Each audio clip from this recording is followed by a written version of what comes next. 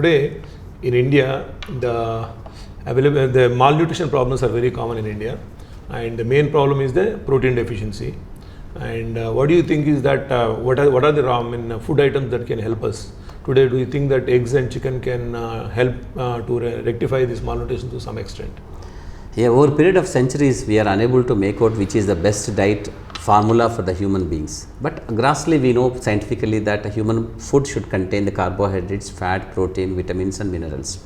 And all of them will be available routinely. We randomly take the food and we presume that we are all getting all the food, whatever we are getting, we are taking routinely and regularly. Because every family has got some culture where the mother prepares the food and the children will be taking it automatically. And like you know that in South India, we take routinely the idlis, chapati, roti and rice and dal, these kind of things. So we presume that everything we are getting.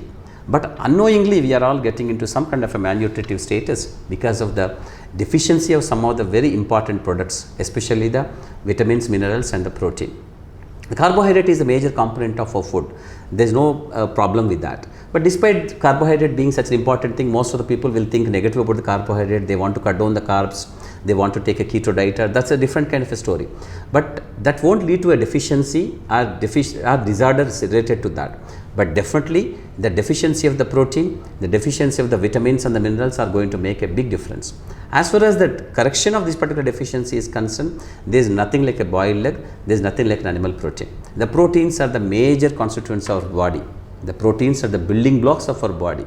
And the protein is supposed to be a major part of our food and which is going to make our body healthier and energetic. For that, the boiled egg, which I propose that to each and every of my patient, and I have been advocating this particular boiled egg since several years to all my patients, that everybody should be able to take one boiled egg every day during the breakfast. Whether egg is a vegetarian or non-vegetarian? Egg should be considered as a vegetarian, like the way we accept the milk as a vegetarian, and all of us, including our ancestors, including the people who are the staunch believers in the vegetarianism, also they take milk and other milk products. Similarly, the egg also should be considered as the one. Vegetarian, and it should be taken during the breakfast and it should be taken better in the boiled form, and that is going to give a lot of important products to us. Most important thing is the vitamins, minerals and the fat and as well as the protein. It contains a good amount of protein, it contains a good amount of fat, which is equally important, though there is a misconception that it contains the cholesterol, which is a 250 milligram in each 60 grams of egg. But that is actually not true, and that much of a cholesterol or the fat content of egg is really required by us, and a human body requires a little bit of cholesterol every day, and we are supposed to give it regularly at regular basis. Otherwise, we will get deficiency of that, because the cholesterol is a basic constituent of every cell in the human body. Every cell requires to be covered by a substance which is supposed to be prepared from cholesterol. So that's why cholesterol. 30,000 trillion cells in the body. Every cell, whatever the number we got, every cell is covered with a membrane which has got a cholesterol in that. So we are supposed to take cholesterol also, not to totally delineate ourselves from the intake of a cholesterol. Cholesterol is an important component of our food, and there is nothing like a boiled egg as far as the supplementation of cholesterol to our food is concerned, and as far as the vitamins, protein is concerned. So boiled egg should be taken every day. Every one of us, even Indian Council of Medical Research also has advocated that we should be able to take minimum of 4 eggs in a week, and we are supposed to take 4 eggs in a week. And especially those patients who are actually getting into some malnutrition state, and those people who are pregnant, and the children and elderly population, and those people getting into some good physical activity every day like shuttlers and players and sportsmen, they should be able to take more than 4 eggs per week. And we are all supposed to take eggs, which gives all the proteins, vitamins, minerals in a nutshell. If all the balanced diet should be defined only when there is a boiled egg in that. One more thing, sir, regarding the scientific development. We heard that poultry has been developing from the last 40 to 50 years. A lot of scientific work is done. With good food and water and management, they are able to get the well-developed, good production, high quality eggs and meat. Why do the people confuse with this? When the performance is good like today, 30 years back, the education standard, the competition was different. Getting 70% was a big achievement. Today, 98%, for example, in CAT exams, 99.9% is required to get a seat. Yes. So why don't people understand that the efficiency of production or the concern, the interest we show in education or in the health, that's going to give the better product. How do we convince our consumer that a better management is giving better performance in chicken, not the genetic manipulation? It is a genetic selection to genetic manipulation. A lot of confusion is there. Yeah, I agree with you. In fact, it's very well appreciated that all over the world, this particular poultry industry is improving and making it better. And it's a requirement of the society and the people that makes us work more and harder and get the more things in a better way and a bigger way.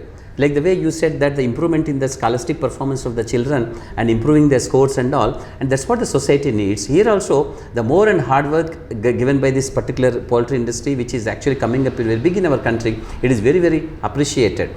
And in our country, where the malnutrition is very significant, especially the school going children, especially the pregnant woman and the elderly population, and all these people, they are supposed to get a good nutritious value, the diet which is with a high nutritious value, and poultry industry improvement is actually very, very significant, and it contributes significantly to the correction of these deficiencies to this particular group of people. So that there should not be any kind of any misconceptions or social taboos or the stigmas against taking the animal protein, and especially the boiled egg is concerned. People are supposed to take that, and it is going to give a lot of energy and health to the human body.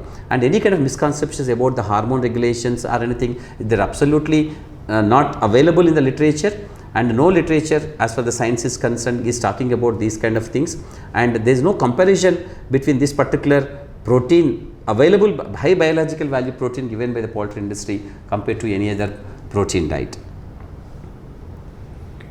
And egg is a vegetarian or non-vegetarian? Egg is, as I stated repeatedly, egg is a vegetarian, and everybody should be able to take that. And 9 months onwards, we are supposed to supplement the children, the infants also with an egg, and till the last day of our life, everybody should be able to take one boiled egg every day minimum, and that makes it very different. And barring about the cultural, social, religious aspects of this particular diet, and everybody should be able to accept the boiled egg as a vegetarian, and they should be able to take it to supplement. And probably as far as the food, this particular egg is concerned, there is nothing like a better supplement to the food than a boiled egg.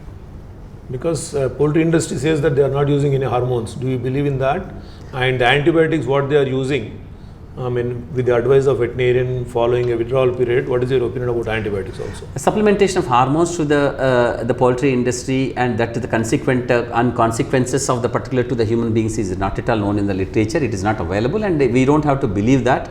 And moreover, hormones related to one particular animal cannot really act in another animal, and that gets disintegrated most of the times. Like the way we take a tablet or the insulin, or for example one injection of hormone which we take and disappears after a few weeks again. For example, insulin is a hormone, you take it, by afternoon it disappears and you have to take insulin again. So the animal, even if it gets a hormone, that will get disintegrated in the body, and it won't reach up to the level of its being taken by the human being. So another thing is that these things won't really matter as far as the antibiotics are concerned. Antibiotics also similarly, they work in like the way it works in the human body, similarly it works in the animal also. But at the same time, the amount of antibiotic that is to be given to an animal, and also the mechanisms and the kinetics of the particular antibiotic in animal are absolutely different from the human being. They won't last longer, and moreover, for example, you presume that the animal is actually sick because of any other disease, and if an antibiotic is given to that to make it better, that is actually nothing wrong in that, and that is not going to harm the animal,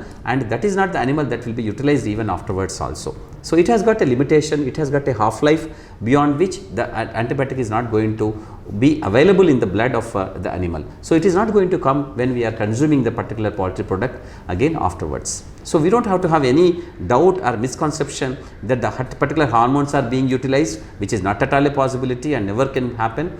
And the antibiotics being given, even if they are given, that's not going to come up along with the food when we are consuming them.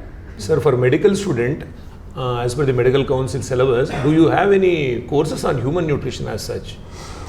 Because we heard that as such about the animal protein or products like milk, eggs, students are not taught in detail about the nutritive value of these products. Is it true, sir? Say nutritive value of individual products will be is a syllabus, as a part of the syllabus along with the social and preventive medicine, where will be taught about the nutritive value of individual products, and with the practicals also will be there on that. Okay. And we'll be very well aware of all the medical students will be very well aware of each and every product and the value of individual substances also in there, something like in every product, and what is the value of protein, carbohydrate, vitamins, minerals in every product. So that's what we can utilize that to the service of the people, and like most of the doctors, especially medical professionals, will accept that the poultry products are really good and highly nutritious as far as especially the boiled egg, and we try to supplement that to the people unless they are otherwise religiously motivated not to take it. We don't have any objection explaining to them or advocating them to take poultry products. And if some people are recommending only 2 eggs a week or 3 weeks, do you think that it is their ignorance or really it will have any problem? Yeah, no. Actually, no study has been done that take only 1 or 2 eggs only. Studies were always suggested that it should be part of the breakfast every day, and we are supposed to take that, and that improves the scholastic performances of the children. And I advocate 1 boiled egg every day to every child who is going to go to the school. And regarding the cholesterol, sir, the recent studies, American studies have seen that they said that in a 58-gram egg, they are getting only 185 milligrams of cholesterol, and that is mostly it's a HDL cholesterol and good for the heart. As you said, they have confirmed that. And regarding the consumption part, NIN strongly recommends that 180 eggs and 10.5 to 11 eggs per day, per year.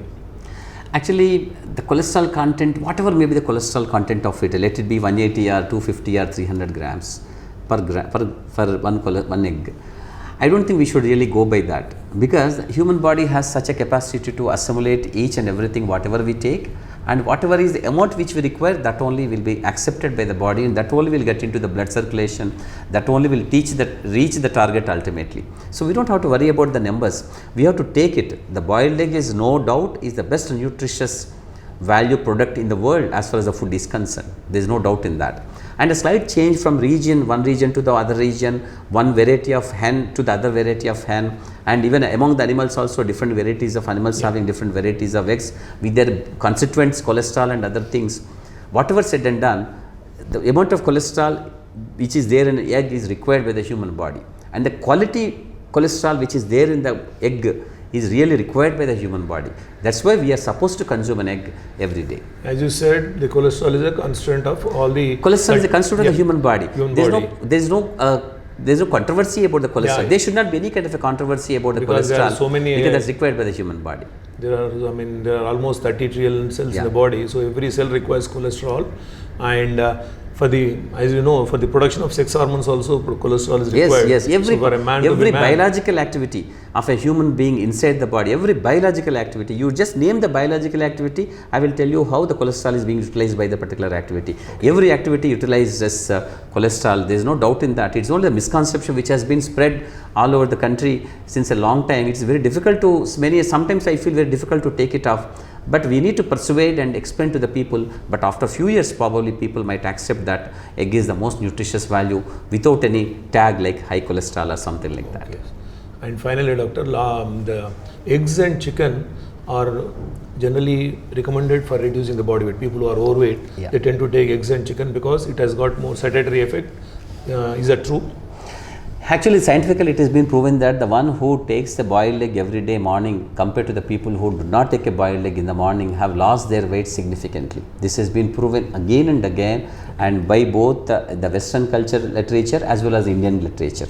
It has been said again and again that we are supposed to take, and we advocate the people who are very obese, though they will be initially afraid to take an egg. The moment we say that egg, that I am already obese, why should I take? But people are there, my patients are there, who have gone and started taking egg and lost their weight and came back and told me also. Number of times it happened, and the science also proved the same thing. So boiled egg intake every day morning should be there as a part of our routine diet, and it should be a nutritious balanced diet should contain a boiled egg, and that keeps up your body weight also in a healthy status. Even the chicken, which has got low cholesterol than what people think, and it has got good protein value, the digestibility is very good, and eating chicken also helps to people to reduce their body weight. Yes, actually the most important thing of a human body is actually the protein.